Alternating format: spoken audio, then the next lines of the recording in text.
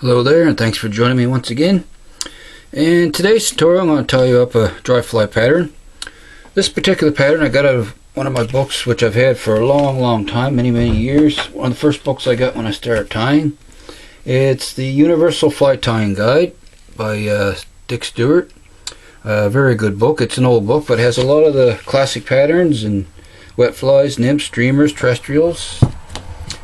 And this is one of the in the hairwing category, and this fly is a particularly good fly used late evening and dark.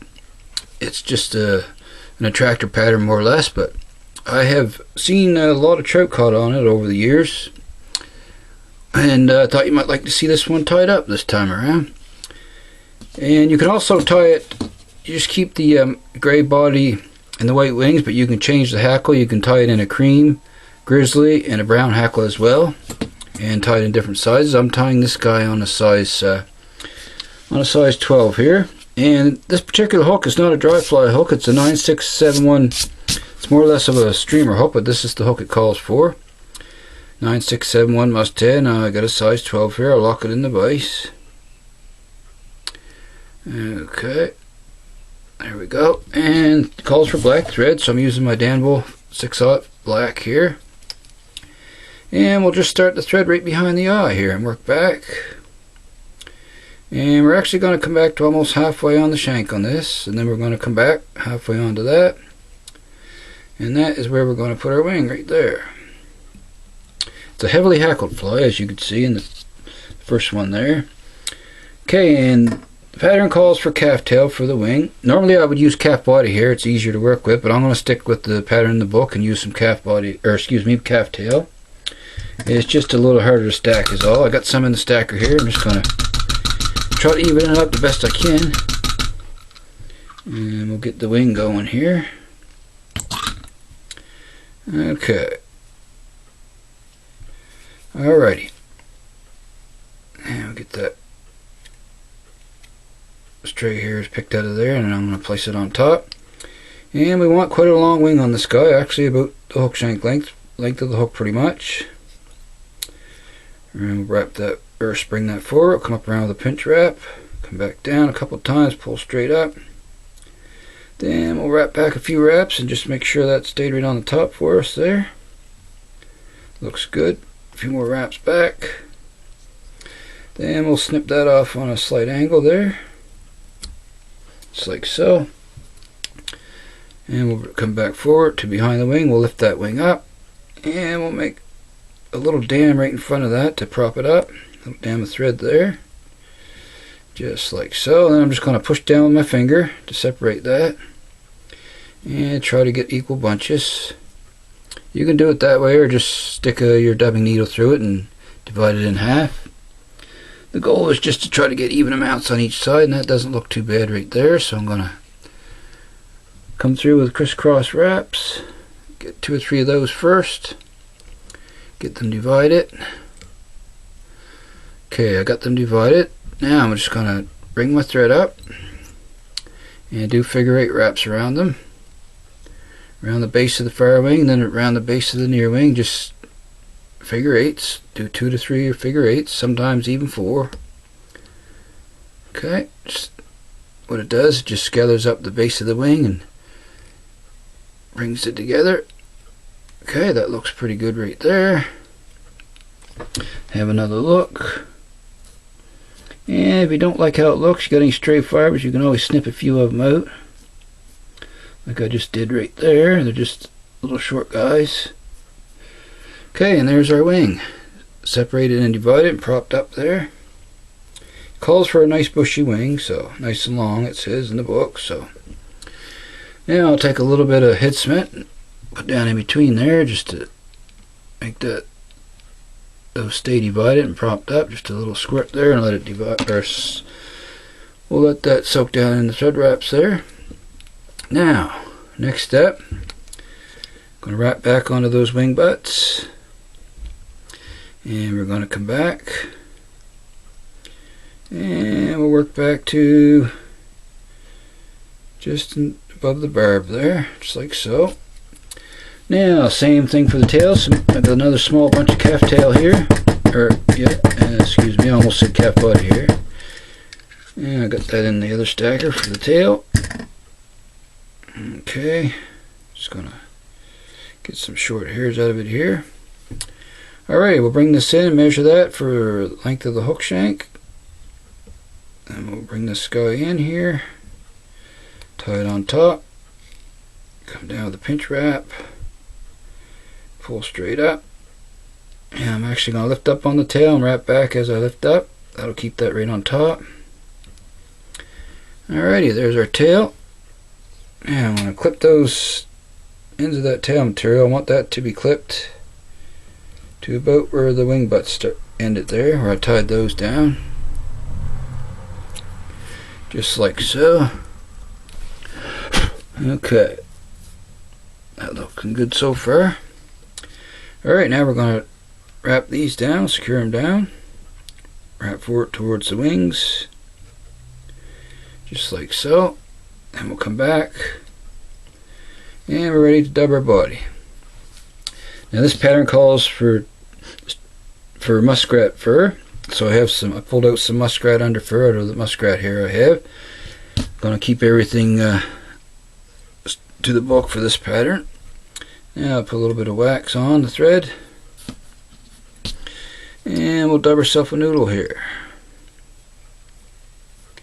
We'll start thin up by the tail, and then we'll work a taper up towards the wing. Okay, a little bit thicker as you go down the thread. Alrighty. I think that might do it there. We'll see here. Okay, now wrap back first towards the tail. And we want that first wrap right in front of the tail. Okay, then proceed forward. As you can see, I got a taper going there, and I got a little too much. I'm just going to pull some of that off. Alrighty, there we go. There's our body. Muskrat fur. Now we're ready to attach our hackle.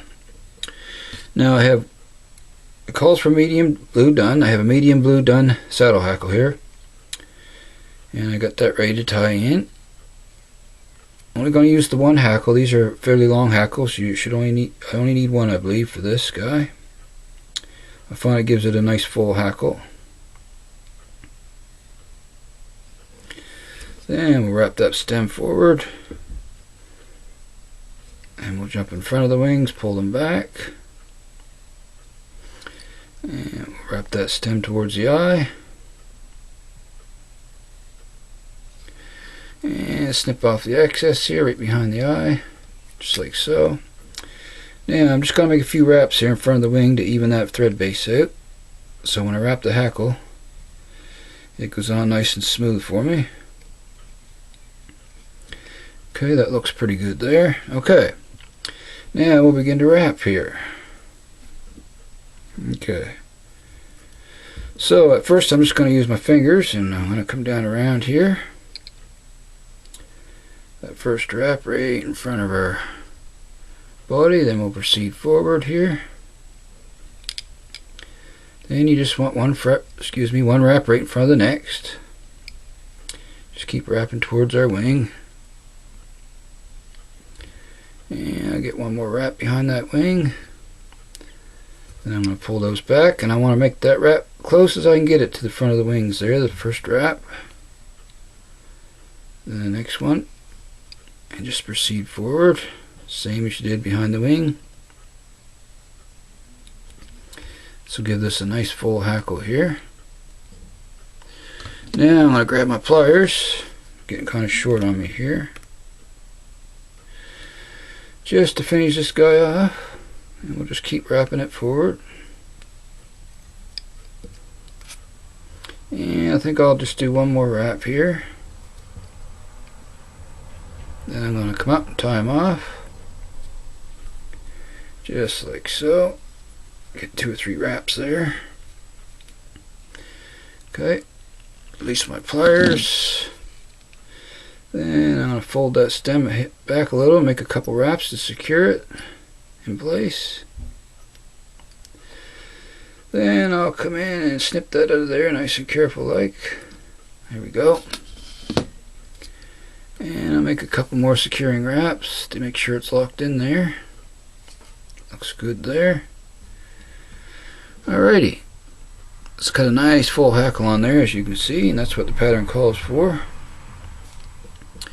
Alrighty, so next I'm going to take my half hitch tool and just throw in a couple half hitches on this guy.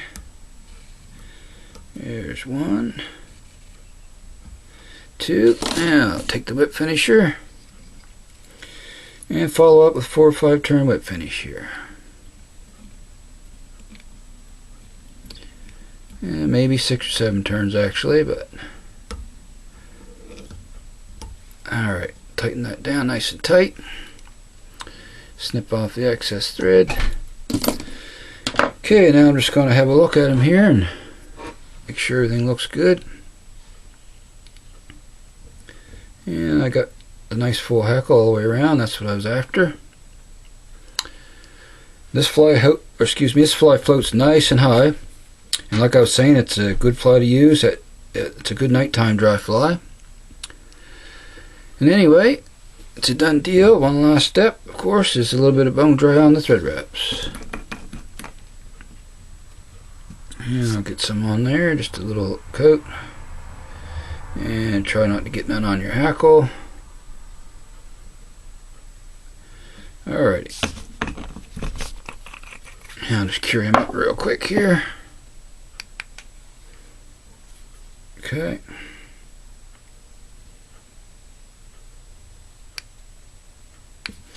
And there he is, folks. Another size 12 gray riffle, excuse me. I'm pretty sure I'm pronouncing it right. It's R-I-F-F-L-E. Anyway, I call it the gray riffle. So, I hope you enjoyed this video once again. And like I always say, if you have the materials, tie some of these guys up and definitely add a few to your box here and give them a whirl. So until next time, everyone, happy tying out there and stay safe, and I'll see you again soon. And also, if you haven't subscribed yet and you like this video, go ahead and subscribe and hit the bell to get notified of new videos. I'd appreciate that a great deal. And throw in a like too if you wish. So, see if I can get a little close up here on him here for you. A little better view. I'll give him a little turn here.